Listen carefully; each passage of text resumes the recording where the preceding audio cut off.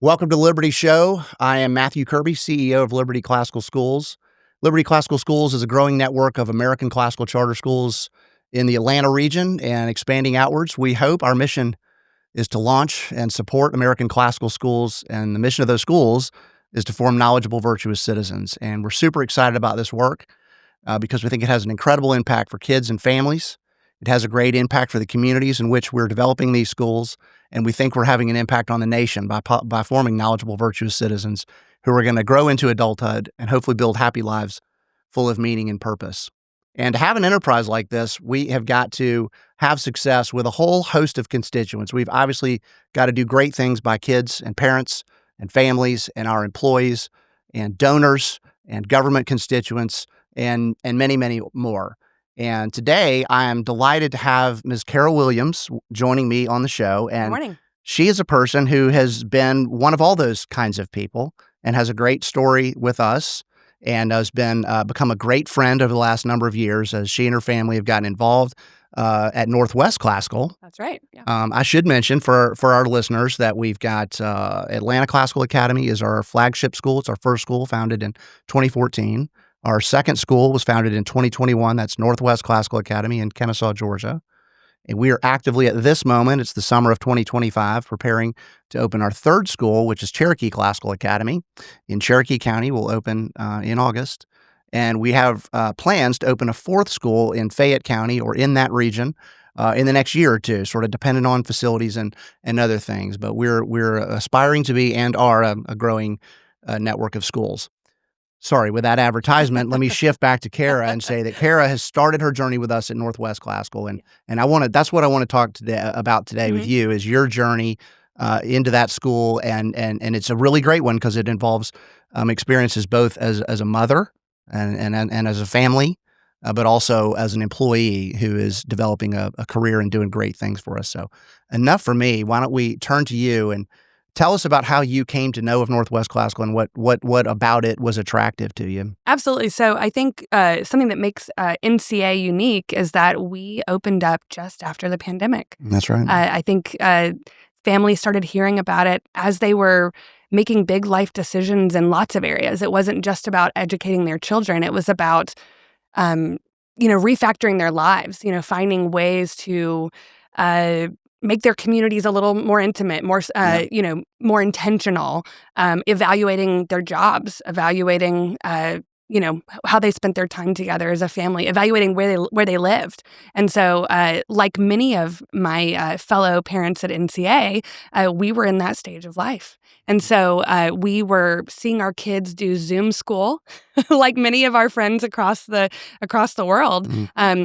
We were seeing what was going on in the classroom, and our neighborhood school was a lovely place. There was nothing about it that was inherently wrong, or they weren't doing anything that conflicted with our values as a family.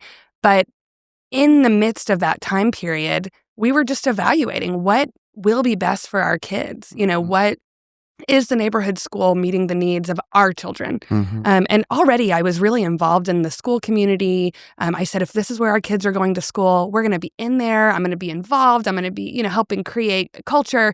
And so we were already doing those things. But when I heard about NCA, I heard about it from a friend at church, and I thought to myself, interesting, something that I hadn't thought of before. Now, we had homeschooled in the past, so we're kind of one of those families that had multiple layers to our academic journey as a family. We had homeschooled, we had done public school, we had done co-ops, but our most recent experience was public school, and we knew that was really probably the best place for our kids. And when I heard about what ACA was doing, our sister school in Atlanta, and I heard about what was coming to our area, I had to put my kids on the wait list. All right. So at that time, when you were first learning of Northwest Classical Academy, what was your family configuration? How old were your kids? Oh, sure. So when we put our kids in the lottery, I'm going to go by grades and not ages. It's easier. Mm-hmm. Yeah. We had a child that would be entering third, a child that would be entering fifth, and then our oldest child would have been going into seventh, which was not a part of the original configuration at NCA. Yes. So he was a little bit of a question mark that year. But we put in our rising third grader and our rising fifth grader. Great. And I think the big thing was we were excited to know that there was this place that wanted to approach education differently. I think I was seeing, and again, no fault to the local school, but I mean, honestly, everyone was surviving at that moment. Yeah, Our dear that's right. teachers, they weren't trained to do Zoom school. No one was. That wasn't why they went into education. But I was honestly, I felt like my kids, what NCA was promoting, felt so inspiring. This idea of a smaller class size, a place where your kids are going to be known and loved intimately. The K-12 model was huge for us. The fact that my kids would be together through graduation was huge. Yeah. And I was really intrigued by the classical model. Yeah. So yeah, that was what brought us. That's why my kids entered that wait list. Yeah. Okay. And how did the first year or two go? How did that, as a mom, as a parent? Sure. Because we do have, Mhm. hopefully, listeners who are considering our schools. Cherokee Classical is going to open new, Yeah. modeled after our Mhm. first two schools, but it'll go through its own evolution. So I'm curious, like, what's it like to be a parent in Oh those my first goodness. couple of years? Get ready for the parents who are listening who don't have kids, or maybe their kids are getting ready to start school at one of our schools. Get ready for some really interesting table conversations. At home around the dinner table, you mean? Absolutely. Yeah, yeah. I think, now to speak a little bit about my experience as I've come into a role working for the schools, we talk a lot about this idea of this complementary home life. And oh man, parents, get ready. I mean, there are, I remember a time where my boys, now I will say this just for people who are listening and may not know, at NCA, we introduced the 8th grade, which is where my oldest son ended up joining. Yep. And so that second year, I'm sitting around the table. I have a 6th grader and an 8th grader, and they're arguing about what yellow journalism is, a phrase I had never heard about. It's this 19th century, form of exaggerated news, which, we all know that happens even today. Sure. And so my children, who were barely teenagers, are sitting here around the table talking about something I'd never even heard of before. It just, that to me was the most striking thing, and even still to this day is the most striking thing about my family life, how that's changed, is how our dinner table conversations have changed. Yeah. Amy Lee Stroh, our lower school principal, says it all the time. If we can change dinner table conversations, we've done the work. Yeah. So I don't know. I mean, I could give examples. We had our first homecoming recently at NCA. Mm-hmm. We had a virtue court, Mm-hmm. and people thought, oh, that's weird. No, we had our visiting school for our basketball game. Mm-hmm. They came up to us afterwards and said, what in the world? Yeah. This idea of a virtue court, you're changing the conversation. Maybe say a little bit more about that. Oh, sure, event, sure. or that, what was that? Yeah. For those who don't know, our schools, we have 7 virtues. Let's see. I like to say, I tell kids, I said you can remember them by saying chips. Okay. I don't know if you've All you ever heard this? That is not how I do it, but I'm Okay, interested this to is know. how- Okay, how this do you do it? is I'm how an I- alphabetical guy. I just go right in order, but Well, this is an alphabetical. Okay, So well, fair point, yep. alphabetically, chips. So Okay. you've got courage, courtesy, honesty, courage, courtesy, honesty, humility, perseverance, self-government, and service. Beautiful. Chips. I love it. Okay, perfect. So we, when we were getting ready, being a part of the leadership team, I got to be a part of some really neat conversations on campus about how we can create culture, and this was one of them.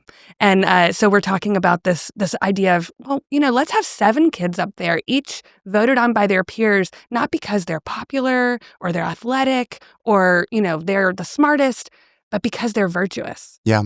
And so, man, what a way to turn the conversation.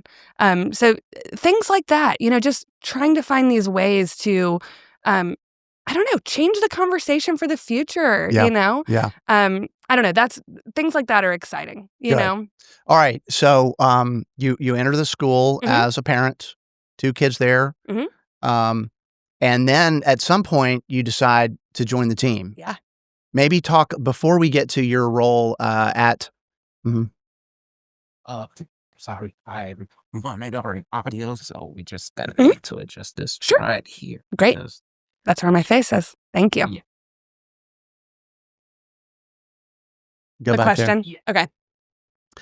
Okay, so let's step back a little bit, Mhm. and you eventually decided to join the team at Northwest Classical Academy, and I want to talk about your role Oh, there. sure. But maybe I leading jumped the up to gun. that, what was your professional background Oh, sure. before you joined Northwest Classical? So unlike many of my colleagues, I do not have an educational background. Hmm. My background is in sales, marketing, a little bit of operations, communications.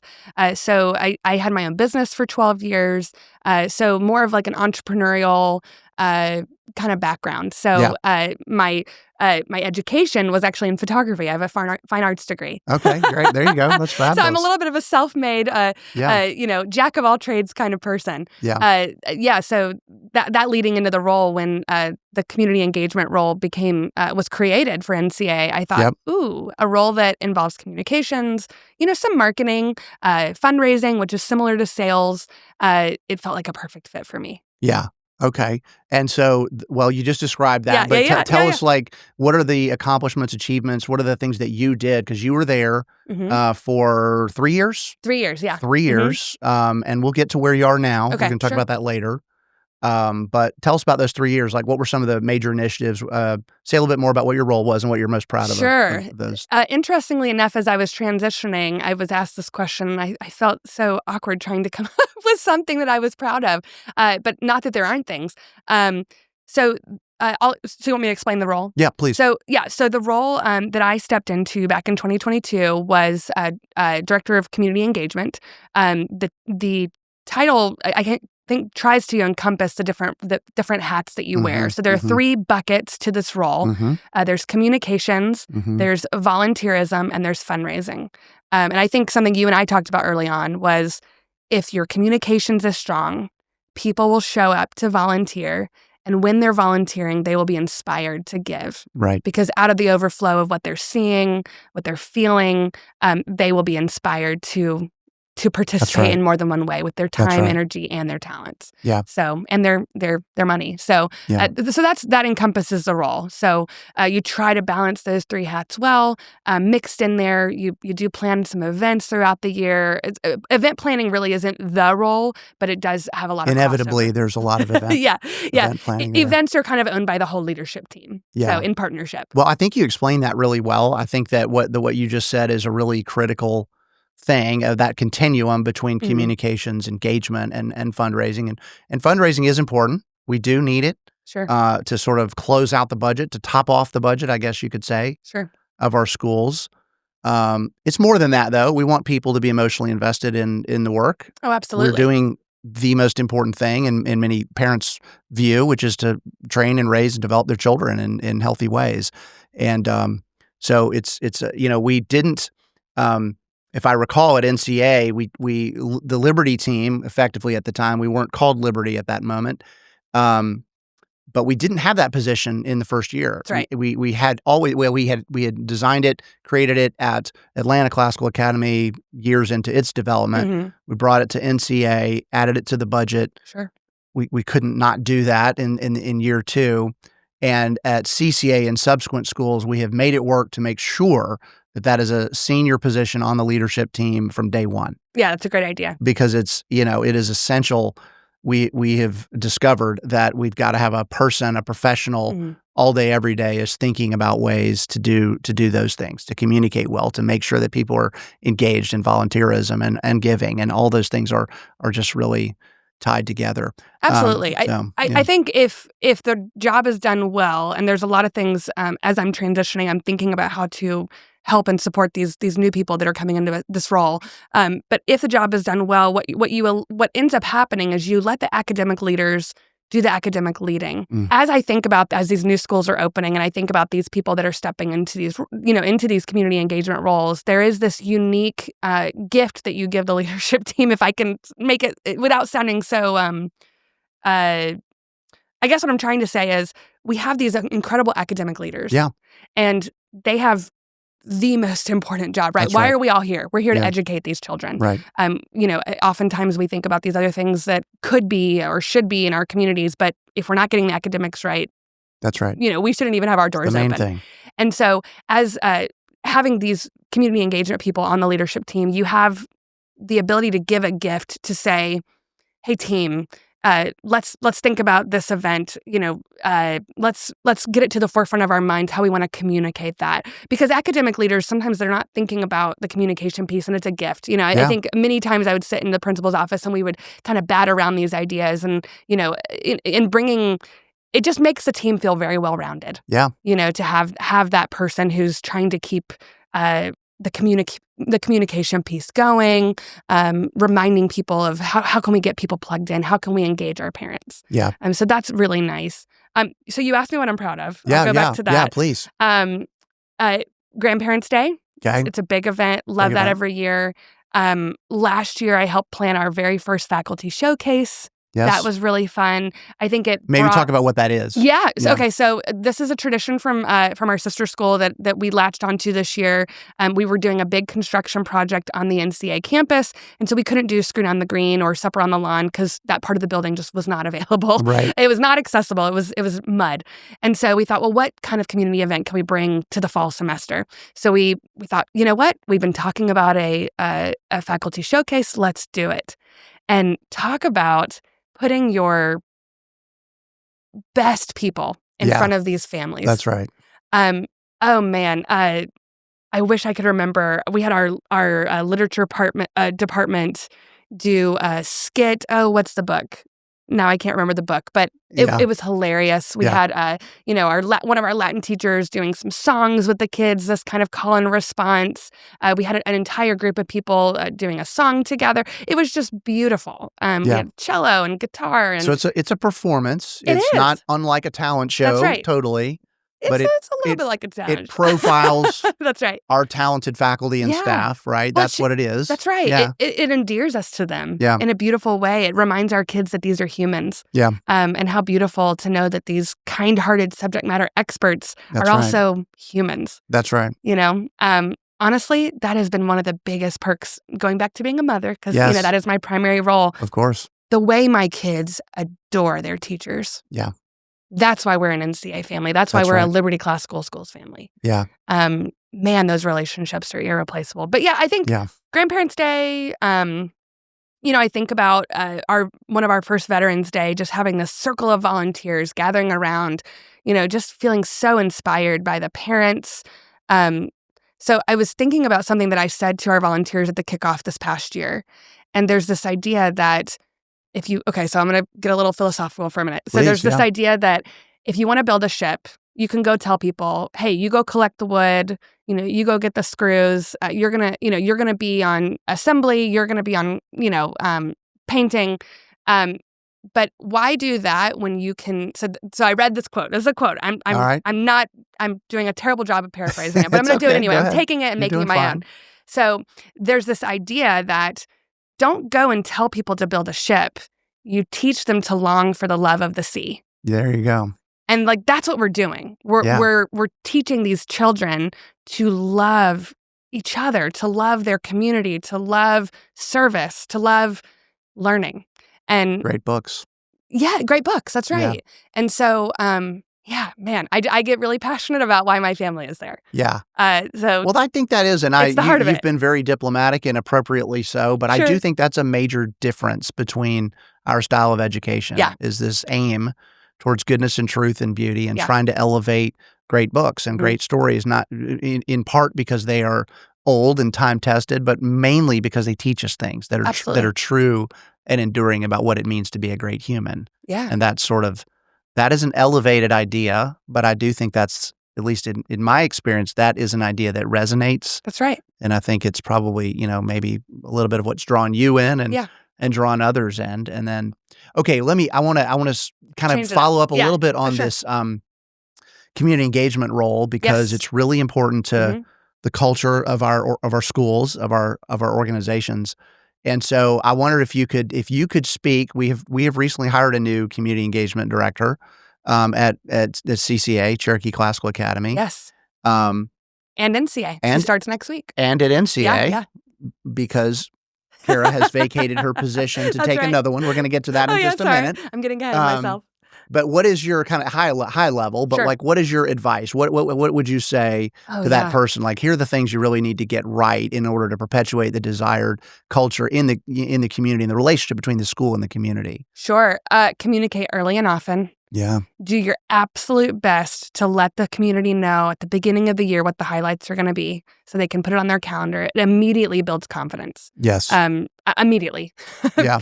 Folks say, Have a "Ooh, plan, communicate the that's right. plan. That's Yeah. right." And it's okay if things change, but the goal is they don't. You have these marquee events throughout the year. You're telling the community, "This is who we are. This is what we celebrate, and we want you to be there."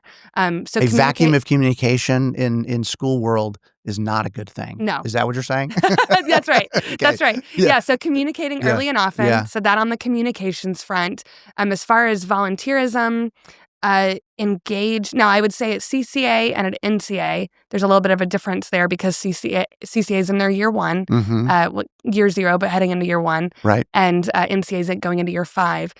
But engage those families, have a kickoff, inspire them.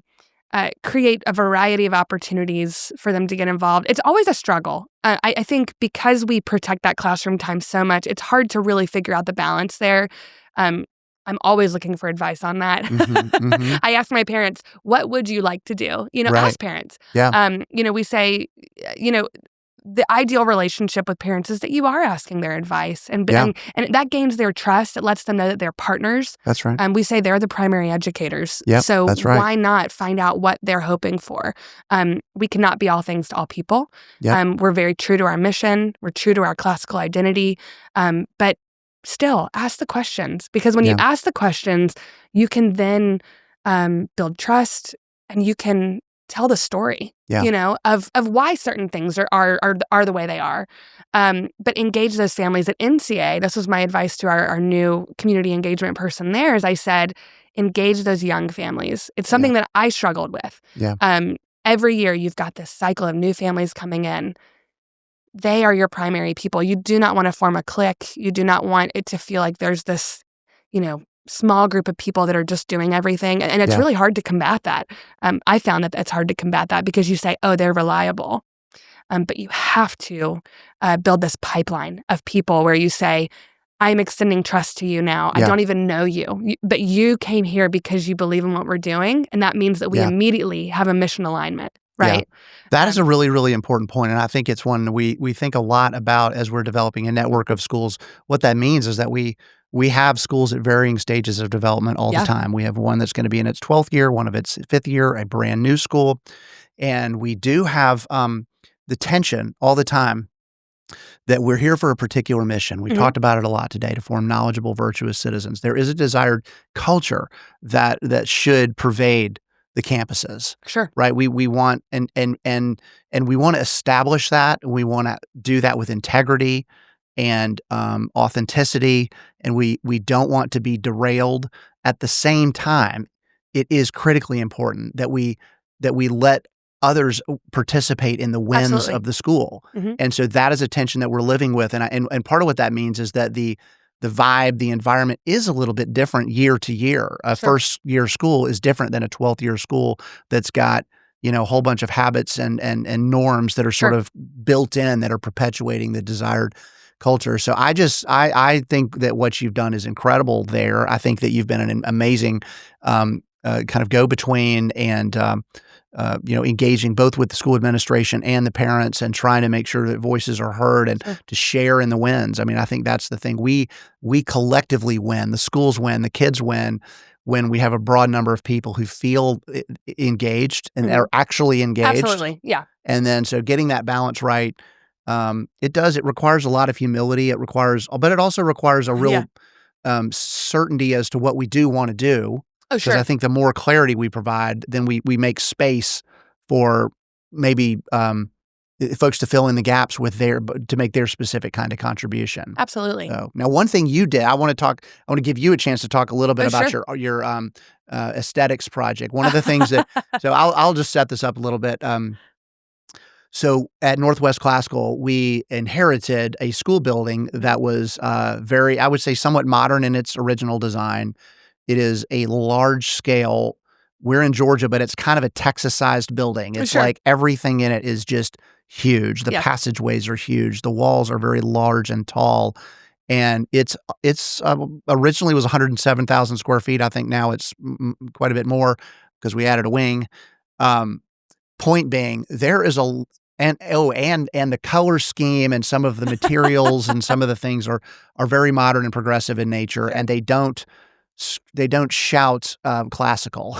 Sure. Right? We jokingly said we look like a pediatric dentist office. Well, a little bit. For a little while. A little bit there. Not anymore, but we did. Not so much. The but color scheme. part of what we want the school building to do is teach. We want the school building itself. That's right. To be an inspirational place, to be one that communicates to kids, families, and teachers when they walk in the building.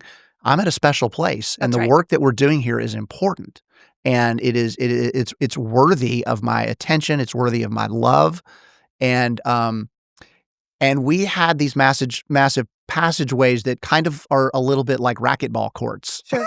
Right? Yeah. And so anyway, you with all that as the backdrop, I think you had a heart in the spirit of community development, community engagement, but also aesthetics and the pursuit of beauty. That's really what we're talking about. We talk about Absolutely. training affections towards goodness and truth and beauty. Well, part of that is we have to put before our students and ourselves things that are beautiful.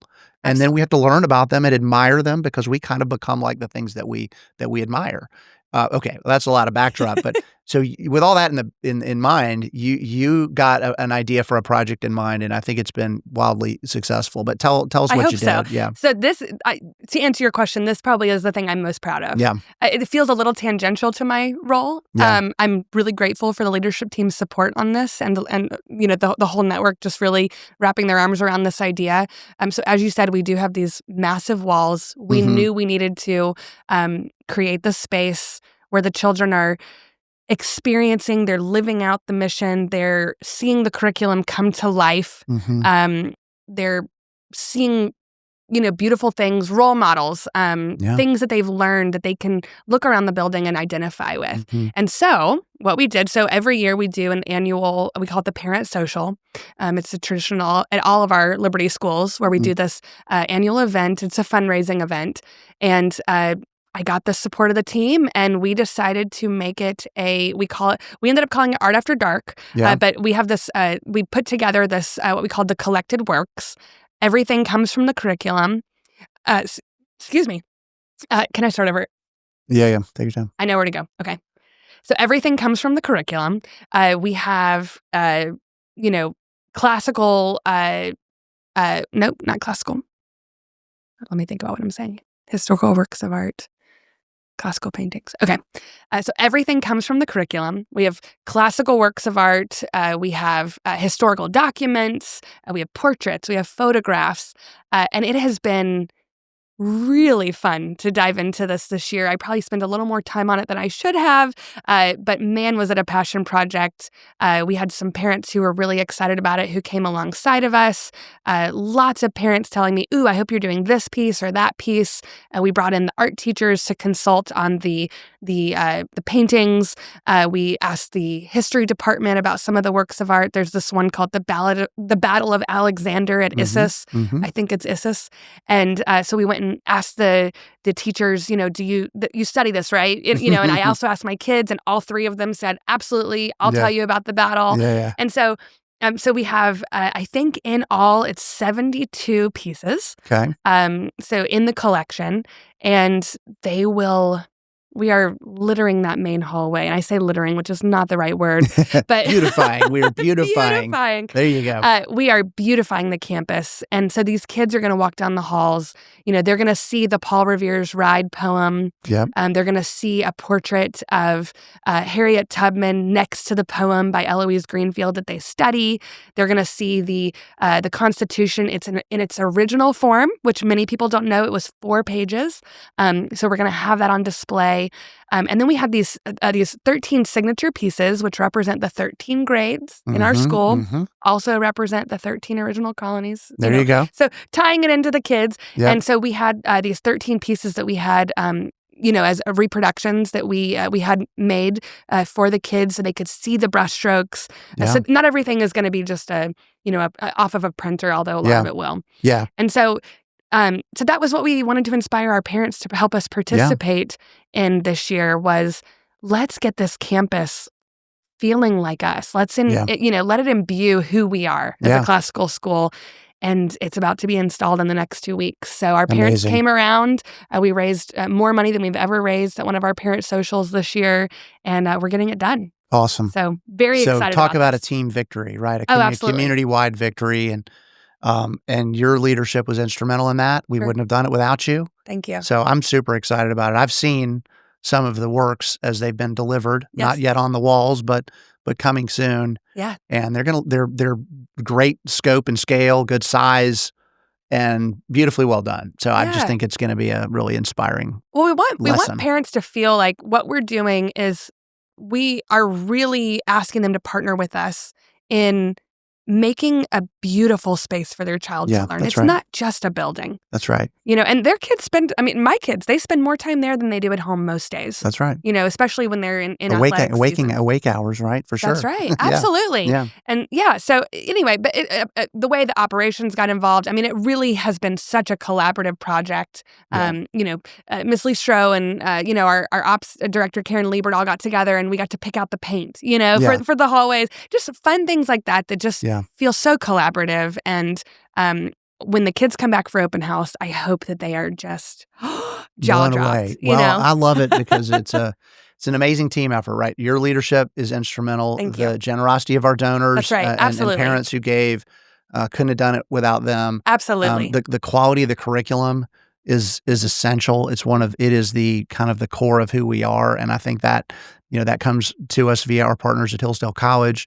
And it's inspiring and time-tested and beautiful, and to be able to represent that aesthetically, absolutely, in replicas of classical works is really, really cool. So thank you for all of that. Yeah. All right, I want to turn to the next phase in your chapter with us. And so, as we've talked about, Liberty is a growing organization. We have our own philanthropic needs, and we had a position, a development director, fundraising primarily, type position here at Liberty Classical Schools in our central office, one that would support Liberty's needs, but really promote the growth and development of our entire network.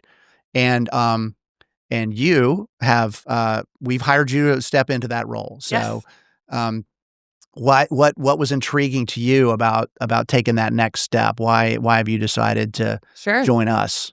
It was a no-brainer. Yeah. Okay. All right. Here's why. I think when I hear us talk about expanding our reach across the state of Georgia, when I hear that we want this classical public school education to be available to as many students in the state of Georgia as possible. That's right. How could I not? Yeah. And one of the fun things I did on the campus was building these local, community partnerships. Going and meeting with business leaders and influencers, people who were excited about our mission. And so when I found out there was a job that allowed me to be a little more niche in my day-to-day operations, my day-to-day workflow, where I could share the good news about what we're doing and find partners who want to come alongside of us and help us do this again and again and again. Yeah. That's inspiring. Yeah. It's exciting. I know the value of what we're doing. I see it at my dinner table, as I said earlier. I want other people to get to experience this. Yeah. And so, that's awesome. How fun to, how fun to get to go out and tell good stories. Right. Yeah. I think that goes back to the heart of even the beginning is it was a good story that got my family there. Yeah. Hearing the good stories of what was going on. It was good stories that I got to share while I was on the campus. And it's good stories that I'll get to share in this new role. Yeah. And so I want to keep learning. I want to keep educating myself. I want to make it a little bit of my mission to go to the campuses this fall and sit in on some lectures, some of those Socratic conversations, those Socratic seminars. Really remind myself of what we're doing and then go out and tell the stories. Yeah. Sitting at taking someone to lunch who's excited, who says, "Hey, I have a lot of potential here to support you all. Tell me why this is where I should put my money." Yes. I want to go and do that and do it well. Yeah. So simple enough, I guess. Well, that's a great answer. And, I do think, it is probably, to me, what makes this work so awesome is that no matter how I analyze it, no matter how I think about it, I find such alignment and personal joy, Mhm. purpose, meaning, satisfaction in the work because, yeah, we exist principally to have a transformative impact on children, right? That's We're right. trying to raise a generation of strong American citizens, and that is at the essence of what we're doing. And so that's our role. Now, the crazy thing, the amazing thing is that we can kind of set those conditions. Mhm. And we do that by hiring great people and by bringing in a great curriculum. But the kids have to do the work. We can't force anything on them. We can't make Sure. them learn anything. They have to, as Dorothy Sayers likes to said in an essay a long time ago, the person doing the thinking is the one doing the learning. So the kids, they have to do all that, and that's our main thing, and we love that work. But it's also true that we have the same opportunity. We as the adults that are involved in this initiative, we are also inspired by the curriculum. Absolutely. Also inspired by the pursuit of goodness and truth and beauty, and also inspired to be service-oriented, self-governing Yeah. people that are in good working relationships with ourselves on our team and also with the communities in which we serve. And so it brings me a lot of personal joy and to be part of an organization that is creating pathways not just for kids but also for adults, Absolutely. Yeah. and I think you are, I mean, it's really cool to see. Like, I love the fact that you came in as an interested parent, Mhm. that you, stepped into a working role within a school and that you're kind of carrying forward and picking up new, and some of these responsibilities will be a bit new for you. Sure. And you'll be looking at things through a little bit of a different lens, which is to say you're growing professionally. Yeah. And I just think that, so this is, sorry for the, maybe too obvious sales pitch I'm trying to make to our listeners, Sure. but we in part of the reason we do the Liberty Show, we want to promote classical education. We want to promote our mission of serving, informing, knowledgeable, virtuous citizens. But we need people. We That's need right. to attract the greatest teachers and the greatest leaders and the greatest staff members. And even at the Liberty, in our office, we need to have great people like you who are passionate about the mission, and that's why we're doing that. Well, anyway, maybe just as we kind of work towards closing here, Sure. what as you look into your first year in this role Mhm. as development director of Liberty, are there kind of what's got you most excited, and what's your outlook for the next year or so? Oh, yeah. So, lots of phone calls, lots Yeah, of emails. yeah, Um, yeah, just lots of questions. yeah, I think we talked earlier about asking people for advice, yeah. finding people who have good advice for us, Hmm. finding people who are willing to share their influence, who are willing to say, hey, I'm excited about what you're doing. Here's what I can offer, but I know someone who can offer this, and who might can write a big check to help you guys open up a school because Right. they're really passionate about this part of the state, Yeah, and I'm excited about that. I yeah, think what I have been most proud of in my professional experience is building good relationships yeah, with my colleagues, with kids, with community partners, and I want to keep doing that. yeah. And so there's going to be a lot of phone calls, a lot of thank you notes. It's one of my goals this year to get really good at thank you notes. I think there's a lot of power in a personal note. Yeah, So yeah, just hopefully planning some events yeah. where we can get some people excited and maybe I bring like in. that idea. I know you do. Yeah. Yeah, bringing in some guest speakers. Yeah, yeah, Yeah, identifying some folks that share our mission who can speak to it on a stage, or maybe in a small group setting. Yeah. yeah. So that's Well, what that's I'm excited awesome. about. Yeah. Well, Kara, this has been awesome to catch up with you. Yeah. I think you're an amazing example Thank you. of first of all, your kids are amazing. They're thriving in the school. They really are. I'm certainly thrilled to hear of their engagement with the curriculum that indeed, as Mrs. Listro, our lower school principal at Northwest Classical Academy, likes to say, when we're influencing dinner table conversations, that's an indicator that the education is having a very positive That's right. impact. So your family is very deeply valued by me and by us. It's so cool to see y'all thriving, and I love to see that you're professionally developing kind of through the ranks and picking up additional responsibility. And you're going to have a great impact on our mission and I what we're hope so. doing. I So hope I'm so. super excited about all that. Yeah. Thank you so much. Thank you for joining us. Yeah. Thanks for having me. It's great to be Pleasure. on. All right. All right. Well, folks, we're going to wrap up this episode of the Liberty Show. Again, I'm Matthew Kirby, CEO of Liberty Classical Schools. I would love for you to read more about us at libertyclassicalschools.org. That's a great way to stay in touch. As we said, we're heavily reliant on building a great team of teachers, of leaders, of staff members, of parents who would send their kids to our schools, and us, and of course of donors, because the work we're doing does not happen by itself. It does take resources to launch schools as we are doing. So this whole thing is intended to be an invitation to you, and we hope you'll join us. So until next time, we'll see you soon.